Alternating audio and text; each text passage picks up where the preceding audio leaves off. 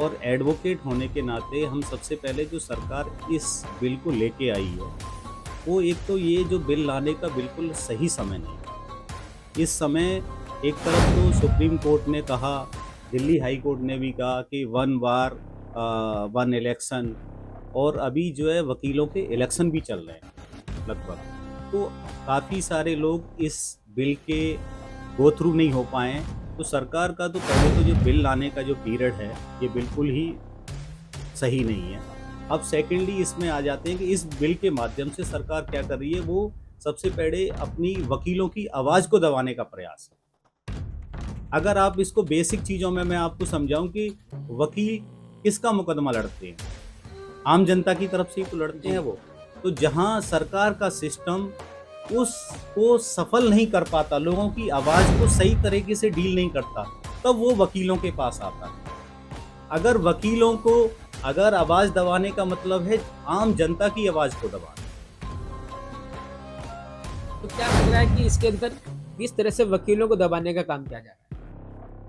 वकीलों को दबाने का काम ऐसे किया जा रहा है कि इसके अगर आप प्रावधानों पे देखेंगे, तो प्रावधानों में ये वकीलों को स्ट्राइक करने का अधिकार नहीं दिया जा रहा कि भाई आप सांकेतिक रूप से करेंगे या स्ट्राइक करेंगे। लेकिन अगर ये जानना चाहिए कि वकील हड़ताल क्यों करते हैं? जी।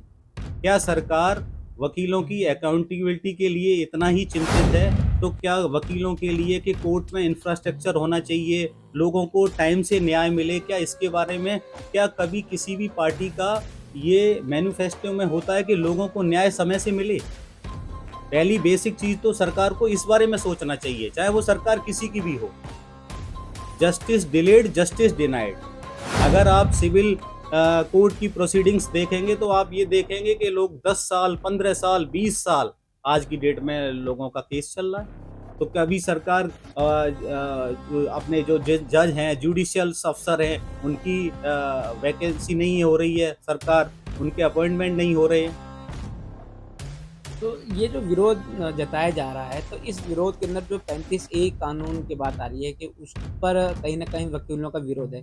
आखिर उसमें ऐसा क्या है जो विरोध जताया जा रहा है? देखिए, उसमें मेन अगर आप ये सोचेंगे कि हमारा संविधान देता है पीसफुल प्रोटेस्ट करने का, जो संविधान हमें अधिकार दे रहा है, सरकार को उसमें कोई भी प्रोविजन लाने से सरकार की मंशा क्यों, उसकी ज़रूरत क्यों पड़ रही है?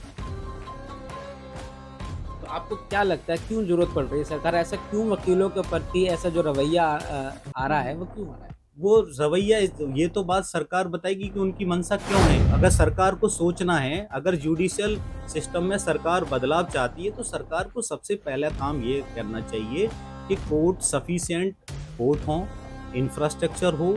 वकीलों को वो कहते हैं कि एक तरफ तो ये अफसर ऑफ द कोर्ट हैं, क्या वकीलों के पास चैम्बर हैं? पहले सरकार को बेसिक बुनियादी सुविधाएं देनी चाहिए, उसके बाद आप अकाउंटेबिलिटी और ये है जो प्रोविजन है लाओ, पहले आप बेसिक चीजें तो दो लोगों को जो कोर्ट में चाहिए। अभी जो वर्चुअल हियरिंग का प्रोविजन है वो मेट्रो सिटीज में है, क्या सरकार सोच रही है इसके कि सफिशिएंट फंड दिया जाए जिससे कि वर्चुअल हियरिंग हो? ठीक है, सरकार ने नहीं सोचा और एक ड्राफ्ट लेकर आ गई है, लेकिन इस ड्राफ्ट को लेकर जो आपत्ति, विरोध जताया जा रहा है, क्या लग रहा है कि इस विरोध में आपके साथ बार एसोसिएशंस, दिल्ली बार, क्या सब शामिल नज़र आ रहे हैं? शामिल हैं, अभी जो शामिल हैं सारी बार एसोसिएशन है, और ये धीरे धीरे जब इसके प्रोविजन जो सरकार बदलाव चाहती है सारी ऑल ओवर इंडिया पे होगा, तो ये पैन इंडिया ही स्ट्राइक होगी और गवर्नमेंट को अल्टीमेटली इसको वापस ही लेना पड़ेगा, और इसके अलावा और कोई इसमें दूसरा रास्ता नहीं है। मतलब कि ये जो ड्राफ्ट आ रहा है, इसको वापस लेकर इस जी पर जो है विचार विमर्श करने के बाद फिर नया ड्राफ्ट आए, जी हाँ जी, यही मांग है। यही मांग। अपने वकील साथियों से क्या अपील करना चाहिए? वकील साथियों से मैं यही अपील करना चाहूँगा कि इस बिल का ज़्यादा से ज़्यादा विरोध करें, और सरकार पहले ये ध्यान दे कि वकीलों को जो सुविधाएं मिलनी चाहिए वो दिया जाए, और कोर्ट में सफिशिएंट उनकी जो बेसिक बुनियादी हैं कि उनका इंश्योरेंस, मेडिकल, और अगर उनको pensionary at the age of 65 उनको पेंशन की सुविधा हो, प्लस उनका मेडिकल की सुविधा हो और चैम्बर की हो। सरकार पहले इन सब चीज़ों पर ध्यान दे।